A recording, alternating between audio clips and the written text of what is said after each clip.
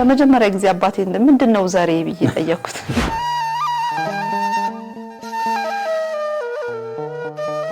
ተፈርተኛው ምንድነው ያለው ወደ ላይ ሲወጣ የስፔን የጣሊያን የፖርቹጋል ድንበር አይታየኝም ስወርድ ነው መሬት ላይ ይታየኝ እና ከፍ ብሎ መብረር ማለት ነው።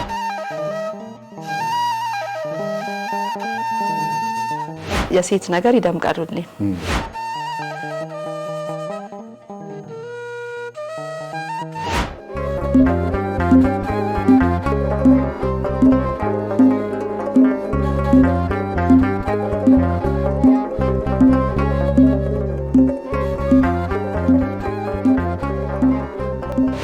እንደቆያችሁ እግዚአብሔር ልጆች ያጋቤ ቤተሰቦች ዛሬ በኦርቶዶክሳዊ እናቶች መርሃ ግብር ጋበዝናላችሁ ወይዘሮ አዜብ ነጋሽን ነው። ወይዘሮ አዜብ ነጋሽ ከልጅነታቸው ጀምሮ በቤተክርስቲያን በሰንበት ትምህርት ቤት አድገው እናት የሆኑ ናቸው። ከሳቸው ህይወት በጣም ብዙ ነገሮች እንማራለን። መንፈስ ቅዱስ ከሁላችን ጋር ይሁን። እግዚአብሔር ይባርካችሁ።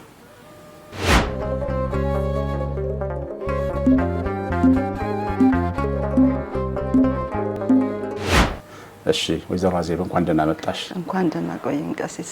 ያው ባለትዳር ልጆችና ስለሆንሽ ወይዘሮ ላለው ግን ደግሞ ወጣት ነሽ፣ ወጣት እናት ነሽ።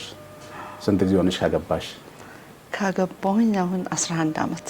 አረ እውነት በጣም በልጅነት ላይ ያገባሽው ማለት ነው? አዎ እግዚአብሔር ይመስገን ጥሩ ሰዓት ነው። እንግዲህ ያው እናንተ ቆማችሁ ድራችሁናል። በመዝሙር ድምቅ ያለ ሰርግ። አዎ ደስ የሚል ነበር። እግዚአብሔር ይመስገን በጣም አንዳንድ ሰው በመዝሙር ማግባት በተክሊል ማግባት እንደው መንገድ ላይ ያዋጣ ይችላል እንደው ባንገባበት ሳንጀምሮ ቢቀር ይሻላል ብሎ ዘፍኖ የሚያገባል። ልክ ነው? እኔ ልክ አይመስለኝም። ያው ምንድነው መጀመሪያ ለሁሉም ነገር መነሻ ወሳኝነት አለው አይደለ? እርሾ እዛ ጋር ነው ያለው ይመስለኛል። የሆነ ነገር እኮ ወደፊት ለማድረግ መነሻ ዋና ነገር ነው። ስትነሳ ከስርክ ይዘው የመጣው ነገር ለነገው ማንነት ትልቅ አስተዋጽኦ አለው። መጀመሪያ አምነን በዛ ውስጥ ፍቅሩን ቀምሰን ሁሉን ነገር አይተን ከመጣን ብዙ ምን የሚከብድ ነገር ያለ አይመስለኝም። እኔ እንግዲህ እስካየሁት ድረስ ማለት ነው። ስለዚህ መጀመሪያ በሐሳብ አለመሸነፍ ነው። መጀመሪያ እድገቱ በቤተክርስቲያን አንድ ሰው ከሆነ ውስጡ ፍቅሩ አለው ማለት ነው። ምን ተክሊል ማለት ወይም በቅድስት ቤተክርስቲያን ጋብቻ ማድረግ ማለት ምን ማለት እንደሆነ መጀመሪያ ተምረን ከመጣን የሚከብድ ነገር ያለ አይመስለኝም። ስለዚህ እኔ በጣም ደስ የሚልና ጥሩ በረከት ያለው ነገር ነው ብዬ ነው ማስበው። በጣም ጥሩ። አንዳንድ እህቶች ምን ይፈራሉ? እነሱ የገባቸውን እውነት ጽድቅ እነሱ የገባቸው ሚስጥረ ቁርባን የትዳር አጋር ያልገባውም አይገባውም ብለው ስለሚያስቡ ምንም በሰንበት ቤት ውስጥ ቢያድጉ ግን በባላቸው መንገድ መጓዝ ይመርጣሉ። ባል ማሳመን ወይ ደግሞ ወንድ ልጅ አያምንም ወይ ደግሞ ሴቷ አታምንም ብሎ የመፍራት ነገር አላቸው። ትክክል ነው እሱስ? አንዳንዴ ስታስበው ትክክል ነው ብለህ ታስባለህ። ለምን ያው ትዳር ማለት የሁለት ሰዎች አስተዋጽኦ የሚደረግበት ትልቅ ተቋም ማለት አይደለም። ያንዳችንን የሆነ ነገር ይዘን ሄደን አንዳችን ደግሞ ማንቀበለው ከሆነ ከባድ ፈተና ያመጣል። ደግሞ እንደ መንፈሳዊ ሰው ስታስበው ደግሞ እቤት ውስጥ የሚደረገው ነገር ሁሉ መንፈሳዊነትን የተላበሰ ነገር ሁሉ ነገር የምናረገው ከመንፈስ ቅዱስ ጋር እንደሆነ የምናስብ ከሆነ የምናምን ከሆነ አንድነቱ ወይም ደግሞ በዛ መልኩ መሆኑ ጥሩ ነው። ግን ደግሞ አንደኛው ያኛው ወገን ደግሞ ያንን የማይቀበለው የማያምንበት ከሆነ ደግሞ ሌላ ፈተና ያመጣል ማለት ነው። ስለዚህ ምንድነው አስቀድመን አንደኛው ወገናችንን ምን ማለት እንደሆነ ምን እንደሚያስገኝ ጥቅሙን ትምህርቱን በበቂ ሁኔታ ትምህርቱን ተምሮ ወደዛ እንዲመጣ ማድረግ ትልቅ ስራ መስራት ያስፈልጋል። ግን አንደኛው ወገን ሳያምን ግን ከሆነ ያንን አካሄድ የምንሄደው ጥሩ ያልሆነ ፈተና ነው። ትዳር በራሱ ትልቅ ያው ፈተና እንትን አይደለ ቻሌንጅ አይደለ?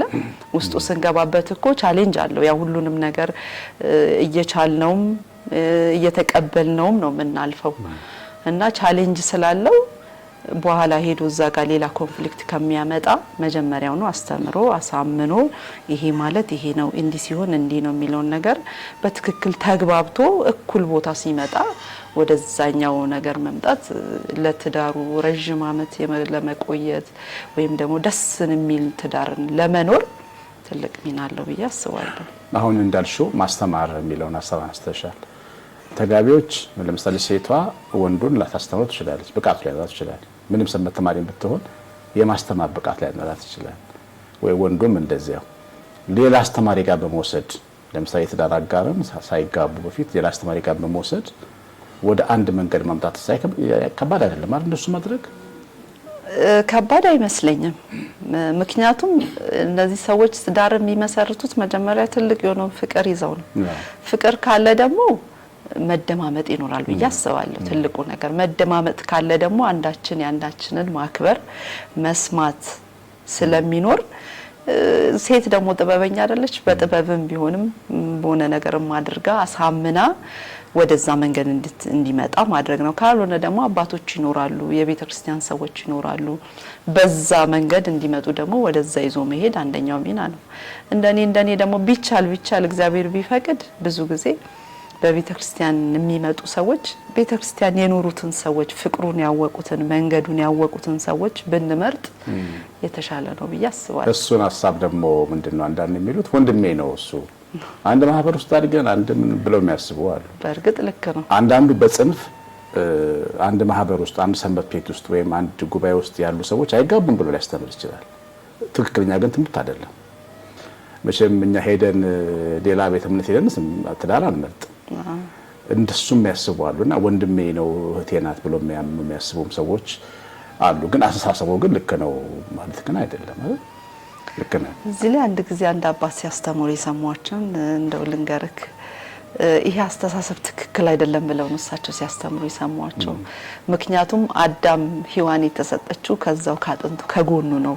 ከእንቅልፉ ሲነቃን የተሰጠችው ከሩቅ አይደለምና አዳም ወይ ያንተን ሔዋን ሌላ ቦታ አትመልከታት፣ እዛው አጠገብህ ናት። ሔዋን ወይ አዳምሽ እዛው ከጎንሽ ነውና ሩቅ አትጂ። ሁሉ ጊዜ አንዳንዴ የምንቆምበት ቦታ እኛን የሚመስል ቦታ አይደለም። እኛን የሚመስል ቦታ ከቆመን ደግሞ እኛን የሚመስል ሰው አለ ማለት ነው። የሆነ ህብረት ላይ ስትሄድ እኮ ያንን ህብረት የሚመስል የሚፈልግ ሰው ነው እዛ ቦታ የሚመጣው። ስለዚህ መሳይክ እዛ ጋር ነው ማለት ነው።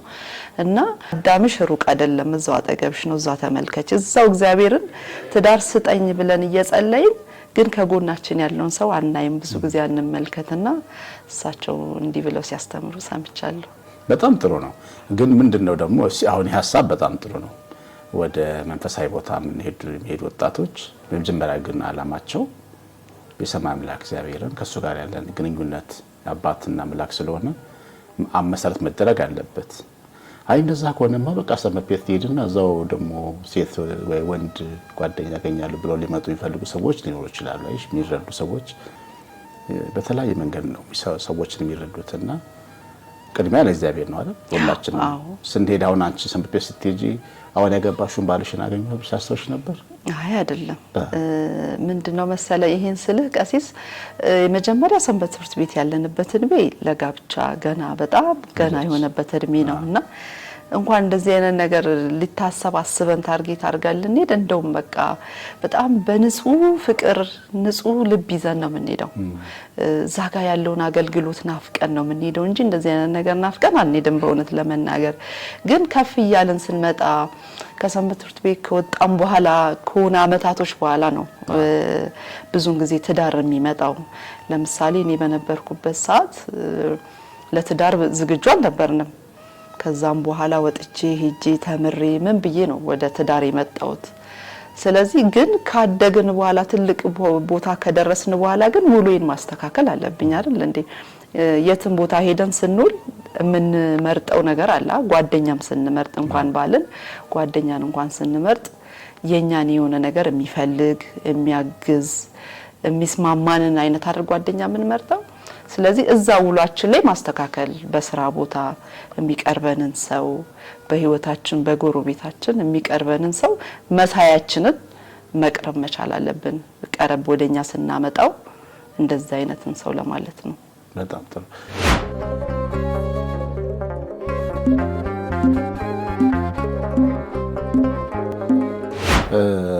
ደግሞ ሌላ ምንድነው በተለይ ሴቶች አካባቢ አንዳንዴም ወንዶች ላይ የማየው መንፈሳዊ ቤት ሰንበት ቤት ውስጥ በማደጋቸው ትዳርን የሚያሳፍር ነገር ነው አድርጎ መቼም አንቺም እኔም ሁላችንም የተጋፈጥነው ነገር ነው። በቃ እንደ ነውር ከሴት ጋር ማውራት ከወንድ ጋር ማውራት እንደ ነውር። እንደውም ብዙዎቻችን ያገባነው ሰው አናግሮልን ነው እንጂ እኛ አይደለም ሲጀመር ማለት ነው። እሱም በራሱ ጤነኛ ነው ወይ? ሴት ልጅ ሆና እኔ ወደ ወንድ አልመለከትም ግን ማግባት ፈልጋለሁ ምትል ግን ወንዱ ደግሞ ሲጠይቃት እሺ ማትል በስማም ምትል መታባትል እሱስ ጤነኛ ነገር ነው አይደለም። ግን ምንድነው በቤተ ክርስቲያን ውስጥ ያው ብዙ ጊዜ ስናድግ ይመስለኛል እኔ ያው በሁሉ ነገር ያው ክርስትና ኦርቶዶክስነት መቆጠብ ማለት አይደለም። ብዙ ነገር ነው የምንቆጠበውና ሁላችንም ውስጥ ያስተሳሰብ ያለ ይመስለኛል። ለምሳሌ በእኔ ህይወት ስመጣ በጣም ነበር የምፈራው። በጣም ፈሪ ነኝ። ወንድ ልጅ እንዲቀርብኝ ማናገር አይደለም በጣም በቃ አጠገቡ መቀመጥም ራሱ በጣም ነበር የምፈራ የነበረው ማለት ነው። ያው ትንሽ ከዛ ከሰንበት ትምህርት ቤት እንደወጣው ዩኒቨርሲቲ ስለገባው ትንሽ ያ ዩኒቨርሲቲ ሰውን የመቅረብ ምናምን ከሰዎች ጋር ኮሙኒኬት የማድረግ እድሉ ስለሰጠኝ እንጂ አሁን ያልከው ሐሳብ በጣም በቃ በጣም የፈተነኝ ነገር ቢኖር እሱ ነው። በጣም ከባድ ነው። ውስጥን ጓደኛ እንኳን እድሜ ነው ብለ ጓደኛ እንኳን ስትይዝ በቃ ሁሉ ነገር ላይ ተጠንቅቀ ሰው እንዳያይክ እጅንም ሲይዝ እጄን አትያዘኝ ብለክ ምናምንና በጣም ቁጥብነት የተሞላው ህይወት ነበር እና በጣም አለ እሱ አስተሳሰብ። እዛውስ ግን ማደግሽ አሁን አዜብ አንቺ እዛ በቤተክርስቲያን በሰንበት ቤተክርስቲያን ጀምሮ ማደግሽ ለምን ምን ጠቀመሽ? በጣም ብዙ ነገር እኔ ከሰንበት ትምህርት ቤት በኖርኩበት ዘመን በጣም የተረጋጋው ወጥቼ ሁሉ በጣም ሰላማዊ ደስተኛ በቃ እውነተኛ ደስተኛ የሆንኩ ልጅ ነኝና በጣም ብዙ ነገር ነው የሚጠቅመው በትምህርት ቤት ውስጥ መምጣት። ዩኒቨርሲቲ ላይ ስትሄድ ቁጥብ ትሆናለህ። ከሰዎች ጋር እንዴት መነጋገር እንዳለብህ፣ ሰዎችን እንዴት ሃንድል ማድረግ እንዳለብህ በጣም ብዙ ነገር ነው የምትማረው። እያንዳንዷ ህይወትህ ላይ ያቺ ድሮ ያገኘኋት በሰንበት ትምህርት ቤት ነገር እያንዳንዷ ነገር ላይ በህይወቴ እየተረገምኳት እየዘረዘርኳት ነው መኖራትና ይሄ ነው ተብሎ የሚጠቀስ አይደለም የሚያጥቅም። ሰንበት ትምህርት ቤት ውስጥ ያደጉ በጣም ብዙ እናቶች አሉ ኢትዮጵያ ውስጥ በጣም ትልቅ ትውልድ የሚቀርጹ ግን ተነግሮላቸው ብለሽ ታስቢያለሽ? ይሄ የሰንበት ትምህርት ቤት ዋጋው ቫልዩ ታውቋል ብለሽ ታስቢያለሽ? አልታወቀም። በሰንበት ትምህርት ቤት ውስጥ ማደግ ብዙ ሰው ማለት መገንዘብ ያለበት ነገር ለኛ ህይወት ብቻ አይደለም፣ ለሀገርም፣ ለቤተሰብም፣ ለቤተ ክርስቲያንም ነው የሚጠቅመው። ምክንያቱም አንድ ሰው በቤተ ክርስቲያን ውስጥ አለፈና መጣ ማለት የመጀመሪያው ትልቁ ነገር ፈሪሃ እግዚአብሔርን ነው የምንማረው። ፈሪሃ እግዚአብሔር ያለው ትውልድ ደግሞ ከብዙ ነገር የሚቆጠብ ራሱን የሚያውቅ የሰው ማይነካ ለሀገር የሚያስብ ለሰው የሚያስብ ትውልድ ነው የሚያወጣው። እንደውም አንድ አቡነ ሰላማ ምን ይላሉ ድሮ ሰንበት ትምህርት ቤት ማለት የቤተ ክርስቲያን የወታደር ካምፕ ማለት ነው፣ የወታደር ማሰልጠኛ ካምፓ ነው ይላሉ። ያ ትውልድ ከዛ የሚወጣው ወታደር ትውልድንም ነው የሚያድነው፣ ራሱን ነው የሚያወድነው፣ ቤተ ክርስቲያንንም ሀገርንም ነው የሚጠብቀውና እኔ እንደው ሰው በተለይ በዚህ ዘመን ያለን እናቶች በጣም ፎከስ አድርገን በጣም ልጆቻችን ላይ መስራት ያለብን በምንም አይነት ሁኔታ ቢሆን ልጆቻችን በሰንበት ትምህርት ቤት ውስጥ አድገው አልፈው እንዲመጡ ነው ማድረግ ያለብን። ብዙ ነገር ነው የሚማሩት ከሰው ጋር እንዴት ተቻችሎ ማለፍን። እንደው በዛ ዘመን ስንመጣ እኮ ልጆች ስለሆንን ወንጌሉን አናውቀውም፣ በእግራችን ነው የምንመላለሰው እንጂ ከልብ አይደለም የምንመላለሰው። ለምን አይገባንም።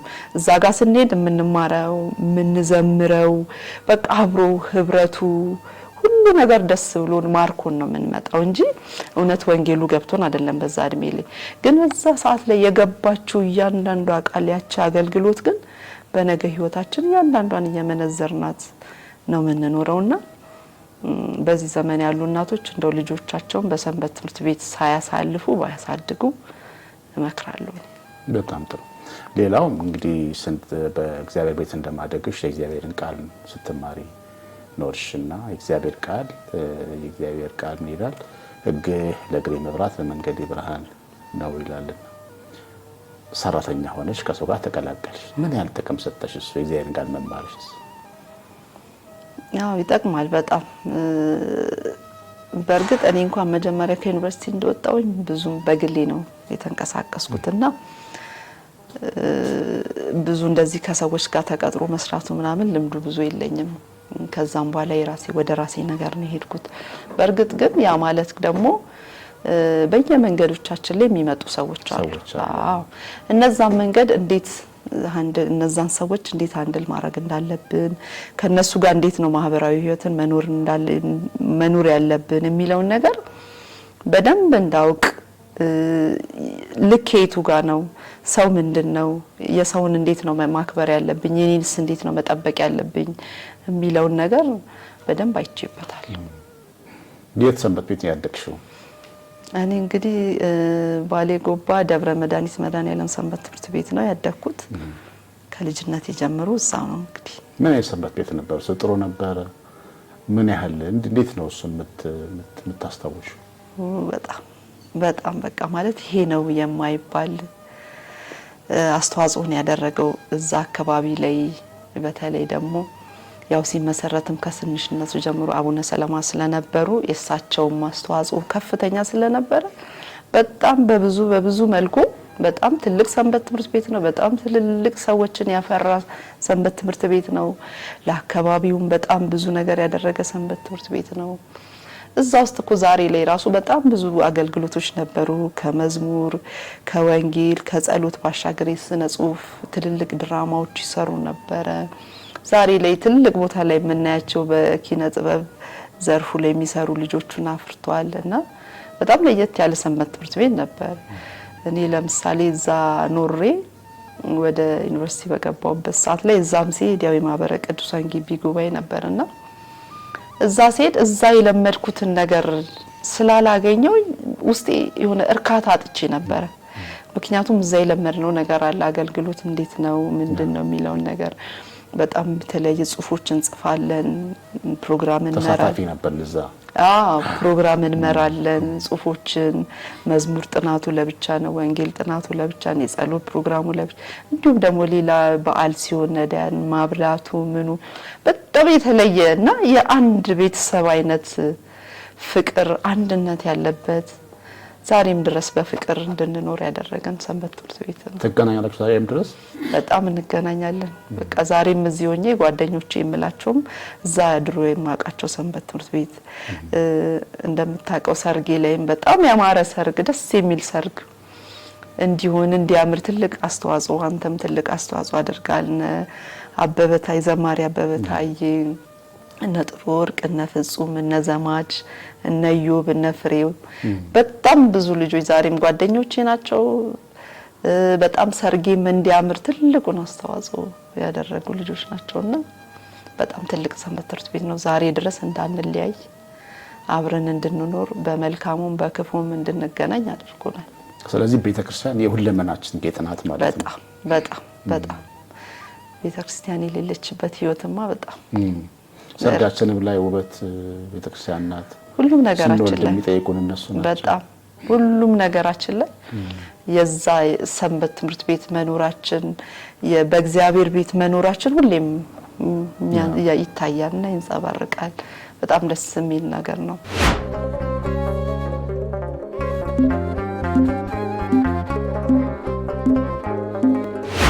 አንዳንድ እናቶች ሰንበት ቤት የወጣቶችና የትንሾች ብቻ ስለሚመስላቸው መማር እየፈለጉ ቤት ይቀመጣሉ። እሑድ ግን ትልልቅ ሰዎች መጥተው ይማሩ ነበር አይደል? ሰንበት እኛ በነበርንበት ሰዓት ትልልቅ ሰዎችም ነበሩ፣ ከትንሽ እስከ ትልቅ። ትዝ ይለኛል እኔ በነበርኩበት ዘመን እሑድ ፕሮግራም እንመራ ነበርና ፕሮግራም ስንመጣ አዳራሹ ሞልቶ መሬት ላይ ሁሉ በጣም ትልልቅ መሬት ሁሉ ነበረ እና በጣም ትልቅ አገልግሎት ነበረ። ትልልቅ ሰዎች፣ እናቶች፣ አሮጊቶች መጥተው ይካፈሉ ነበር።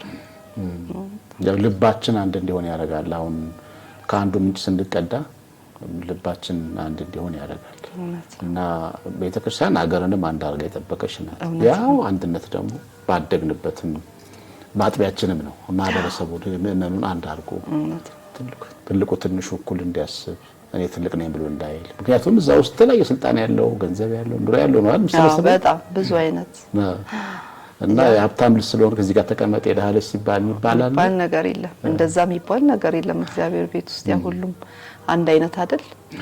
ስለዚህ ሁላችንም እዛ ጋር ስንጀምር ልዩነት የለም። ሁሉም ነገር አንድ ነው። ከአገልግሎት ወጥተን ከአንዱ ቤት እዛ ቤት ገብተን በልተን የአንዱ እናት ለኛም እናት፣ የአንዱ ጓደኛ ለአንዱ ጓደኛ እንደዛ ሆነን ሊኖር ነውና በጣም ደስ የሚል ዘመን ነበር። ዘራችሁን ተዋውቁ ነበር? ዘራችሁን ዘር የሚባለው አለ አይደል? ፖለቲካው የሚለው አይነት። ኧረ በፍጹም እኔ ለመጀመሪያ ጊዜ ዘር የሰማሁት ዩኒቨርሲቲ ገብቼ ነውና እንደገባን ትንሽ ጥሩ ጊዜ አልነበረምና እንደ አይነት ነገር ሲነሳ ለመጀመሪያ ጊዜ አባቴ ምንድነው ዘሬ ብዬ ጠየቅኩት። ምንድነን እኛ ስለው በጣም ሳቀብኝና ኢትዮጵያዊ ነን በያቸው አለኝ እና ያንን ጊዜ በጣም ከባድ ጊዜ ነበር። እሱንም እንድንረሳው ያደረገን በሰማይ እንደመብረር ነው እኮ መንፈሳዊ ዓለም ውስጥ መኖር። ጠፈርተኛው ምንድነው ያለው? ወደ ላይ ሲወጣ የስፔን የጣሊያን የፖርቹጋል ድንበር አይታየኝም፣ ስወርድ ነው መሬት ላይ የሚታየኝ እና ከፍ ብሎ መብረር ማለት ነው እግዚአብሔር ቤት ማደግ። በጣም በጣም በጣም እንኳን ዘርኛ የምናቀውን እንኳን ሃይማኖት እኔ ሳድግ ከሙስሊም ማህበረሰብ ጋር አብረን አድገናል። በአንድነት እንደው ልዩነቱን ራሱ በቃ ምናልባት ምግብ ላይ ካልሆነ አንድ ቤት ነው በቃ ያደግነው። ምንም ዘር የሚባል ነገር ሃይማኖት የሚባል ነገር እኛ እንደዚህ አይነት ነገር የለም። በተለይ ቦታውም ይመስለኛል እዛ አካባቢ እንኳን ዘር ሃይማኖቱን በግልጽ የሚታየው ሃይማኖቱን ያወቅን ሙስሊም ክርስቲያን መሆን ግን እንደ አንድ ቤተሰብ ነው። ምክንያቱም አንደኛ እኛ ቤተክርስቲያንም ስንሄድ የሚነገርን ነገር ሁሉም የአዳም ዘር እንደሆነ ነው። ስለዚህ ምን አይነት ልዩነት ነገር እናመጣለን? ሲነገረንም የምናድገው ስለ ዘር ስለ ሃይማኖት ልዩነት አይነገርም። አንድ ነው። ከሌቤት ሄዱ እንዲያርጉ ከሌቤት ሄዱ እንዲያርጉ ነው እንጂ እዛ ቤት እንትናቸው አትግቡ እዛ ቤት እንትናቸው አትሄዱ የሚባል ነገር ጭራሽም አይታወቅም። በዛ ባለቤትሽን እዛው ነው ያገኘሽ ሰንበት ትምህርት ቤት? አይ አይደለም። ባለቤቴ የሚገርመው ነገር ያው አንድ ቦታ ተወልደን ያደግነው አንድ ትምህርት ቤት አንድ ባች ነን፣ ግን አላቀውም እዛ በነበረ ሰዓት ብዙ ጊዜ እኔም ሰው አያቀኝም እኔም ሰው አላቅም እሱም አያቀኝም እዛ ያለ አጋጣሚ እኔ ዩኒቨርሲቲ ስትገባ እንደዚህ በዲፓርትመንት እሱ ያለበት ዲፓርትመንት ነው የተመደብኩትና ያው ቀደም አንድ አመት ሲኒየር ስለነበረ ቀደም ያሉት ለኛ ለጁኒየሮቹ ኤክስፒሪየንስ ሼር ያደርጋሉና በዛ ተዋወቅን። ያው የጎባ ልጅ በሚለው ያው እሱ እዛው ነው የተወለደው።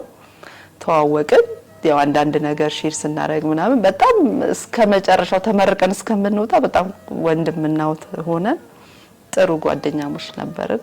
ከዛ በኋላ ነው ወደ ይመጣ ወንድምነትም ደግሞ ፍቅርም ትዳርም ትልቅ ነገር ነው። እሱ የጎባ ልጅ ሆኖ አንድ ላይ ሰንበት ቤት ነበራችሁ? አለ እሱ እኔ በነበርኩበት ሰዓት ወደ ዲቁንናው ነበር የሚማር ነበር። አዎ አያቀኝም ሰንበት ትምህርት ቤትም ሆነኝ አያቀኝም። ነው ማለት ቀና ብሎ እኔም ሰው አላቀም። በጣም ብዙ ሰውም አያቀኝም ማለት እንዲህ የምታወቅም ልጅ አይደለሁኝም እና አንተዋወቅም እዛ ያለን ከዩኒቨርሲቲ በኋላ ነው የተገናኘነው ዩኒቨርሲቲ ውስጥ። ስለዚህ ብዙ አልቸገራችሁም በአንድ ዓላማ ለመራመድ? አዎ በቅዱስ ጋብቻ ለመጋባት እውነት ነው። ስጋው ደግሞ ለመቀበል ከባድ ስራ አልገጠመም? ከባድ ስራ አልገጠመም። ልጆች ስንት ናቸው? ስንት ልጆች ወለድሽ? 3 ልጆች ወልጃለሁ። 3 ወንዶች ልጆች እግዚአብሔር ይመስገን። ወንዶች 3 ልጆች? 3 ወንዶች ወልጃለሁ። በጣም የጀግኖች እናት ነሽ ነው። እንዴት ነው? በጣም ጥሩ እናት ነሽ ሲባል ሰምቻለሁ። ጥሩ እናት ነች ይባላል። እንግዲህ ከሆነ አሜን ብለናል። ያው እንግዲህ ያው ከቤት ከተሰጠን ነገር ነው የምንሰጠው። እንግዲህ ጥሩንም ከሆነም የተሰጠን ነገር ጥሩ ነው ማለት ነው። ያው እኔ ሳድግ በጣም መልካም በሆነ ቤተሰብ ውስጥ ነው ያደግኩት። እናቴም አባቴም በጣም መልካም የሚባል ጥሩ የሚባል ትዳር እንደውም ልጆኜ እግዚአብሔር እንደው እኔ ትዳር አላገባም ብዬ አስብ ነበርና ለመመንኮስ ነው አላገባም ብዬ አስባለሁኝና ካገባው ግን በቃ እንደ እናትና አባቴ አይነት ትዳር ስጠኝ ብዬ አስብ ነበር፣ እጸልይ ነበርና ያው እግዚአብሔርም አሳክቶልኝ።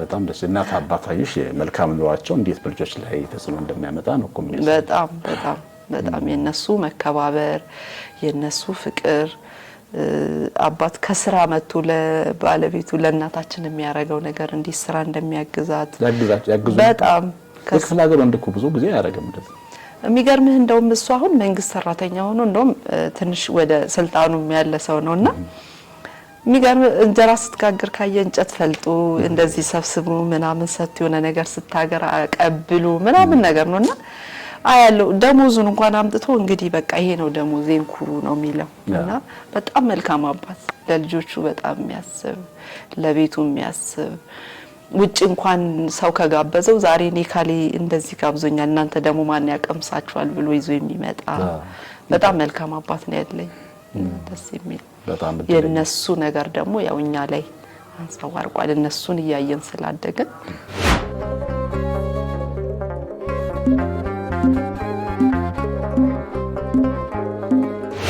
እና ብዙ ጊዜ አልተለመደም ክፍለ ሀገር ሰዎች አይመስሉም ለነገሩ አሁን እኔም አባት እንደዚህ አይነት አባት ነው ግን አይመስልም የክፍለ ሀገር አባት ሚስቱን የሚረዳ የሚያግዝ አይመስልም ምሳሌ የሚሆኑ ቤተሰቦች ግን በመላው ኢትዮጵያ በየቦታው አሉ እነዛ ቤተሰቦች ልጆቻቸውን ይቀርጻሉ ማለት ነው በጣም አረ እኔ ባደኩበት አካባቢ አሁን የኔን ቤተሰብ ማነሳውልን እንጂ በጣም ብዙ አሁን የባለቤቴም እናትና አባት በጣም በቃ የሚገርሙ እንዴት አሁን በዚህ እድሜ እንግዲህ ኛና አድርሰው አባት ባልየው እንዴት እንደሚታዘዝ በቃ ሙሉን የቤቱን ነገር ከቨር የሚያረጋው እሱ ነው እንደ ልጅ ይላካል እንደ ልጅ እንደው እኛ ስንሄድ ሁሉ ሰርቶ ሁሉ ያበላናል በዚህ እድሜ እንግዲህና በጣም በቃ መከባበሩ ምኑ እንዳለ ሆኖ የቤት ውስጥም ነገር እንዴት እንደሚተጋገዙ በጣም ነው የሚያስቀኑትና እኔ እንደውም ከከተማ ወንድ አብዛኛው ጊዜ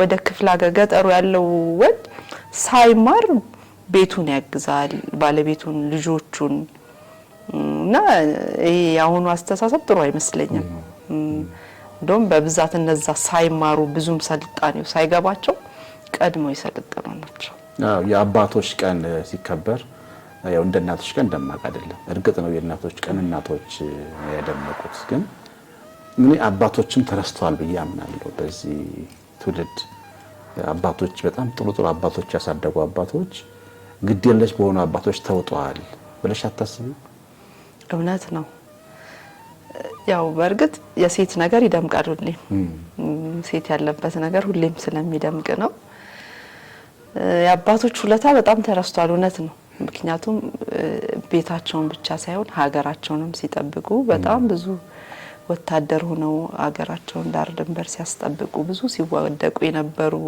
አባቶች ዛሬ ላይ በቃ የሚበሉት የሚጠጡት ሁሉ አጥተው ሲለምኑ ምናምን ታያለ ያ በጣም ነው የሚያመው በጣም መልካም የሆኑ አባቶች በቤታቸው በውጭም በጣም መልካም የሆኑ አባቶች የለፉትን አህል የተሰጣቸው አይመስለኝም እኛም ራሳችን መልካም አባት እንላለን እንጂ የነሱና ያህል እነሱ የሆኑልን አህል እኛ የሆን አይመስለኝም ይሄ ደግሞ በጣም እውነት ነው በጣም ከቨር ተደርጓል አሁን ነው ራሱ ቅርብ ላይ አይደል ስለአባት ያባት ራሱ የመጣ ያባት ቁጭ ቀን ተብሎ የመጣው የከውጭ ነው ከውጭ እኮ የውጮቹ አለ ግን እኛ ወደኛ ጋር የገባው አሁን ነው ግን ወላጅ አሁን እንደ ወላጅ ሳይው ወላጅ ከኛ የሰጠውን ያክል አይፈልግም እውነት ትኩረትና ፍቅር ነው የሚፈልገው ትንሽ ነገር እናቴ ምን ትላለች ከልጆቼ እኔ ከራሴ ከኑሮዬ ከማገኘው ከልጆቼ ትንሽ ነገር 1 ሜትር ጨርቅ ስትገዙልኝ ደስ ይለኛል ትላለች ያ ማለት ፍቅራችን ነው የምትፈልገው ማለት ነው እና ለአባት ውለታ ለመክፈል ብዙ ገንዘብ ያስፈልጋል ብሎ ማሰብ ያስፈልጋል አራ ያስፈልግም ለነሱ በቃ እኮ የኛ ጥሩ ቦታ መድረስ ለነሱ ትልቅ ክፍያ ነው እኛ የተሻለ ቦታ በትምርትም በስናም ምግባርም በትዳርም ውጤታማ ከሆነ ለነሱ ያ ትልቅ ክፍያ ነው ምንም አይፈልጉም እኔ አባቴ እኔ ምንም አልፈልግም ሁሌ ከናንተ የምፈልገው እኔ እንደምፈልገው የኔን ስም ብቻ በመጥፎ አታስጠሩብኝ የሚለው ነገር አለና ትልቁ ክፍያቸው የነሱ ያ ነው የመጨረሻ ጥያቄ ምንድነው በአስቸጋሪ ቀንሽ በመከራ ቀንሽ በትልቁ ተግዳሮት በቀጠመሽ ቀን እግዚአብሔርና ቃሉ እንዴት አርየሽው እንዴት አገዘሽ በጣም ነው የሚያበረታው እኔ በህይወቴ አንድ ጊዜ ማረሳው አሁንም ወን ዩኒቨርሲቲ እንግዲህ ከቤት ወጥቻ አላቅም ለመጀመሪያ ጊዜ ነው ከቤት ከአባቴ ጋር ሆነን ወደ ሐረር አለማ ዩኒቨርሲቲ የተማርኩትና ወደ ሐረር ስንሄድ ትራንስፖርት ይዘን ነው መኪናተን በድሬዳዋን ይሄን ነውና እየሄድን እንዳለ መሸ እንግዲህ እኔም ማገር አላቅም እሱም ብዙ ያቀውም መሽቷል ማደሪያ የለንም መንገድ ላይ ሆነን 3 ሰዓት ተኩል ምናምን ሆነ እና ግራ እኔ በጣም በቃ ከቤተሰብ መለየቴን እያሰብኩኝ በጣም ሳለቅስ ነው ሄድኩት መንገድ ላይና አሁን በዚህ ጨለማ የት ነው መንገባው ይያልን በጣም ጨንቆኛል እሱም ምንድነው ምናረገው ምናቀው ሰው እንኳን የለም በዛ ላይ ዞረን እንዳንፈልግ መሸ እንግዲህ ደንገጉ ላይ ያለን 3 ሰዓት ከምናምን ሆኗል እንግዲህ ገና ከደንገጉ በኋላ ደግሞ ወርደን ሌላ ትራንስፖርት ይዘን ነው የምንሄደውና በጣም ጨንቆን ባለን ሰዓት ወርደን ቆመን እንዳለ ምንድነው ምናረገው ይያለ አንድ ሚኒባስ መጣችና መኪናዋ ከመምጣቷ በፊት አንድ አባት እዛ ጋር ረጅም አባት ቆመዋል አባት መንፈስ አባ ናቸው መነኩሴ ናቸውና ጠጋሉና ልጆቼ ወዴት ነው የምትሄዱት አሉ በቃ ማለት እኔ መድኃኒዓለም ራሱ ወርዶ ነው መሰለኝ ሆነን ለመናገርና አባቴ ጠጋ ብሎ ደህናኖት እንደ የሃይማኖት አባት መሆኑን ሲያቃቸው ጠጋ ብሎ አባቴ እንዴት ነው ምናምን አላቸውና የት ናችሁ ተማሪ ይዞ እየሄደ እንደሆነ ገብቷቸዋል ያቃሉ ተለምዷልና እኔ እንዲሆነን ነው መሽቶብን ነው አላቸው አባቴና አይዟችሁ ምንም እንዳታስቡ ነው ከኔ ጋር ብለው በዚህ ሰዓት ላይ ሌላ መኪና መጣ ይሆንሽ ሚኒባስ ነገር እዛ ውስጥ ይዘው ገቡና ሐረር ይዘን ሄዱ ሐረር ስንደርስ 4 ሰዓት ምናምን ሆኗል እንግዲህ ይዘውን ገቡ ሐረር መድኃኒዓለም ለካ እሳቸው የዛ አስተዳዳሪ ናቸው ይዘውን ገቡ በጣም የሚያምር ልዩ ቤት ውስጥ አስገቡን ለእግራችን የሞቀ ውሃ መጣ ታጠብ በቃ አባቴ እሳቸውን ካገኘን ሰዓት ጀምሮ እንዲሁ ድሮም እንደመረቀኝ ነው እንዲሁ እንደመረቀኝ ይሄ ያንቺ ነው ያንቺ አምላክ ነው እግዚአብሔር ላንቺ ላከልሽ ነው በቃ እኔ ራሱ ይመሰለኝ በቃ እግዚአብሔር ወርዶ ራሱ በቃ እግዚአብሔር እንደዚህ ወርዶ ደካሳውን እንደዚህ ቅፍ ድግፍ አድርጎ በችግራችን እንደሚደርስ በዛ ልጅነት ዘመኔ የተማርኩበት ሲገርመኝ ያደረው በቃ በጣም ምች ከቤት ወጥተን ወደ ቤት እንግዲህ በዛ ጨለማ ሀገር ሰዋና ሀገር አናቅ በ3 ሰዓት ከመናምን 4 ሰዓትም እኮ ነው እዛ ምን ደርሰውና አልጋ እንኳን ለመያዝ በጣም ከባድ ነው ከተማ ማወቅ ያስፈልጋልና ይዘውን ሄደው የሞቀ ቤት ገብተን በሞቀ እግራችንን ታጥበን ምግብ በልተን ጧት ተነስተን በሉ እዚህ ነው ብለው ሸኙን እና የእግዚአብሔር ጥበቃ አዛጋ መቼም ነው ማረሳው አባቴ ሁሌ ነው የሚያስታውሰው ይሄን ቀን ያንቺ ውለታ ይላል ሁሉ ጊዜ ድሮ ቤተክርስቲያን ሲሄድ ሁሌ እሷን ተዋት ይላል ያው ትንሽ ማምሸት ምናምን አይፈቀድም እሷን ተዋት ቤተክርስቲያን ነው የሚሄዱት መተሄደው ይልና እኔን ይፈቀድልኛል ሌሎቹን ይከለከላሉ እና ያኔም ቢሆን ያግዘኝ ስለነበር ወደዛ እንዲሄድ አሁንም ይሄው ከፈለሽ እግዚአብሔር ይለኛል ሁሉ ጊዜና በጣም ድንቅ ያን ነገር መላኩን ይልካል እኮ መላኩን ሲልክ እግዚአብሔር ሰው መስሎ ነው በቃ እኔ እንደዛ ነው ያመንኩት የዛን ቀን ተቀበልኩት በቃ መላክ ልኮልኝ እና ወርቃማ ጊዜሽን ሰተሽ ይሄንን ቃል ምልክ ስለሰጠሽን እግዚአብሔር ባርክሽ አሜን ልጆችሽን እግዚአብሔር ባርክሽ ምንድነው መጨረሻ ላይ የምታመሰግኚውም ታስተላልፊው ለቤተሰቦች ለልጆችሽ ነገ ይሄ ቪዲዮ ትልቅም ሆነው ልጆቻቸውን ሊያሳያቸው ይችላሉ አያታችን አያት ሰጥቶኝም ጭምርና እስቲ ምን የምትይው ነገር አለ መጨረሻ ላይ መጀመሪያ እንግዲህ በዚህ መንገድ እንድመጣ የረዳኝ እግዚአብሔርን አመሰግናለሁ ቤተሰቦችን መልካም ሆነን እንድናድግ እዚህ ዛሬ ላለንበት ማንነት እንዲህ አይነት ማንነት ይዘን እንድንመጣ ስለረዱን በጣም አመሰግናለሁ ባለቤቴን ኤልያስን በጣም ነው ማመሰግነው ልጆቼ በጣም እግዚአብሔር ይባርካቸው በጣም መልካም ልጆች ገና ከጅምራቸው በጣም ደስ የሚሉ ልጆች ናቸውና እግዚአብሔር ትልቁ በእምነት ኤልያስ ይባላል ትንሹ መካከለኛው ቅዱስ ኤልያስ ሶስተኛው ደግሞ ገና አልጸደቀም ግን ዘይክል ኤልያስ ይባላል ባለቤቴም ኤልያስ ሰይፈ በጣም መልካም ሰው በጣም ደስ የሚል ትዳሬን ወድጄው ደስ እያለኝ የረካው እንድኖር የሚያረጋኝ በጣም በብዙ ፍቅር በብዙ ነጻነት በብዙ እንክብካቤ እና እግዚአብሔር ይባርክህ፣ እግዚአብሔር እድሜን ያርዝመው ማለት ነው። ባል ወዶ ነፃ ሲያደርግ ደስ ይላል ማለት ነው። ትዳሩም ደስ ይላል፣ ትዳሩም ይጣፍጣል እንደዛ ሲሆንና ሁሌም የምትናፍቀው አይነት ትዳር ነው የሚሆነው። አንዳንድ ሰው መውደድ መቋጠር መያዝ ይመስላል። አይ እንደዛማ እንደውም ማበላሸት ነው የሚሆነው። ምክንያቱም ሰዎች በባህሪ የተከለከልነውን ነገር ነው ማድረግ የምንወደው። ነፃነት ሲሰጠን ግን ሞር እየወደድ ነው የኛን ፍላጎት የኛን ብዙ ነገር እየሰጠን ነው የምንሄደውና በትዳር ደግሞ ደስተኛ መሆን በስራህም በመንገድህም ሁሉ ነው መልካም ደስተኛ የምትሆነውና እግዚአብሔር ይመስገን በትዳር በጣም ባርኮኛል። መልካም እናትም የሚያረጋው እኮ እሱ ነው። ባል ሲያበሳጭ ቁጣው ልጆች ላይ ነው የሚወድቀው። እውነት ነው። ስትናደድ እናት ቁጣዋ ልጆቿ ላይ። በጣም ጥሩ ጊዜ ነበር ያሳለፍነው። እግዚአብሔር ይባርክሽ። አሜን።